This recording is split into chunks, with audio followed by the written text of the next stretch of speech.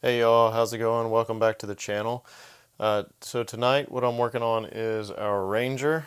So Lindsay and I just picked this thing up the other day, and I've been working on the seat for it. So the seat obviously goes right here, but what the issue is the engine is right underneath the seat.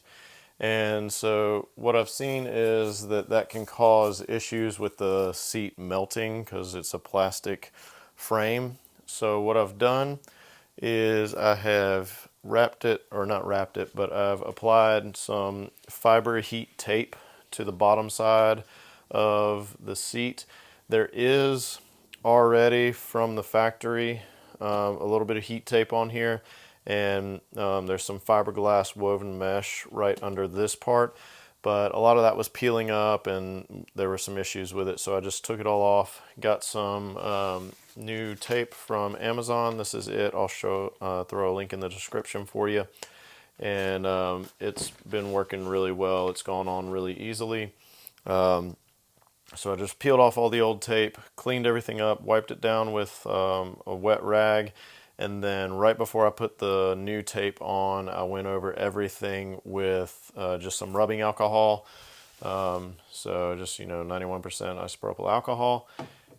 And so that just gets everything nice and clean, gets all the oil off of there so that this tape sticks really well. Now the other thing that I'm working on is or are these pins. So these pins are what hold the seat in place. So they fit in these little grommets right here. There's one here and one on the other side. And the issue that I had is that this was broken. And so all this was, everything that you see here was cracked. And so when you go to try to pull the seat off, it was really difficult to get it off because of those cracks. This piece was just flexing. So I've plastic welded it back together. This is my first attempt at any kind of plastic welding. So, it may not be the best job in the world, but it is holding pretty well, it seems like. I can give it a good tug and it doesn't go anywhere. I guess we'll see once we actually clip it into the seat and go pulling on it to get it back off. We'll see how long it lasts. But I'm going to show you what I'm doing here. So I don't have a plastic welding kit. So I don't have any filler rod or anything like that, but what I do have is a soldering gun that has some plastic welding tips on it. So let's see if we can focus up here. There we go. So this has a little blade on here, and what that'll do is that'll let me kind of go along here and melt this plastic. But you can't just melt it and kind of squish it together and all that, because then it won't actually hold. You still need penetration just like you do with metal. So what I do, and this may or may not be the right thing to do, like I said, I've never done this before, but what I've been doing is kind of going along real slow and carving out a little bit of a divot, a little bit of a channel in there. And then because I don't have proper filler rod, what I've been using is just some zip ties. So I've got zip ties here, and what I've been doing is after I get that channel carved out, then I'm going back with the zip ties and kind of filling it in. So I'll heat the zip tie, melt a little bit of it, get a little bubble, and then when I have that little bubble kind of on the top part of this, then I'll go ahead and touch this down and start melting the plastic below it, and then I'll push that little bubble off with the zip tie and fill it in with that.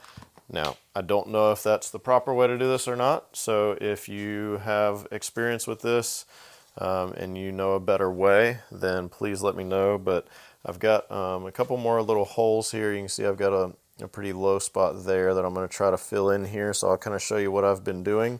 So this little divot right here is kind of what I'm going to be filling in. So what I have been doing is getting this nice and hot, and then just melting this zip tie onto this little paddle here. Getting a good little bleb of plastic there, ready to go.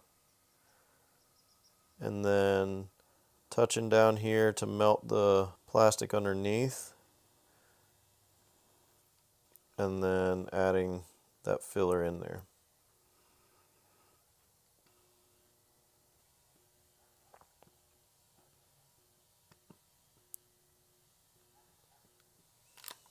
And then just kind of trying to smooth it out and make it look nice. So that's kind of how this has been going, and it seems to have worked pretty well. I'm going to let that cool before I go pull it. Well, I've already secured the rest of it, and you know, it seems to be pretty solid. So I've got the other side that's cracked as well, so I'm going to go ahead and work on that, and you can kind of see my process from beginning to end on that side. So let me go ahead and get this thing flipped around and get it, you know, where we need it, and I'll show you guys what I was doing. I'll show you guys what I did kind of from the start. Alright, so you can see this side is in much better condition than the other one. It's just kind of cracked around the edge here.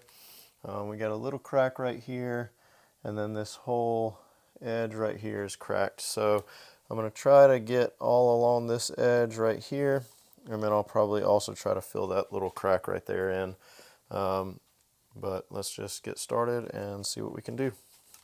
So the first thing that I've been doing is just creating a channel here.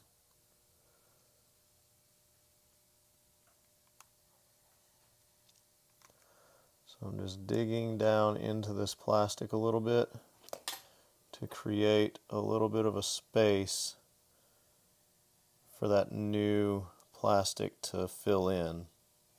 You just kind of have to be careful here that you don't go too deep, because you don't want to go all the way through your plastic. But you definitely want to get it deep enough that you have something to fill in. Alright, so we'll start with that. And then we'll just get some of this zip tie melted. Get this plastic under here soft. And we'll just push that off right onto it.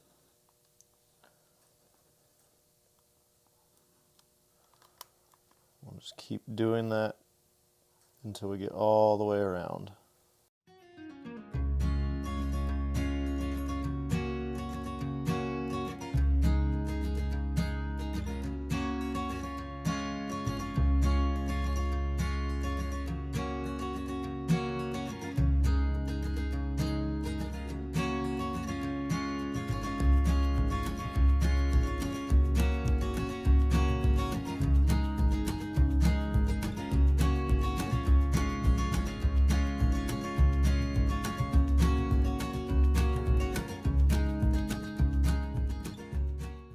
So once we get this dug out a little bit, you can still see this crack right here, and that's why you want to get down into it a little bit. You want to make sure that you're getting plastic down into this gap.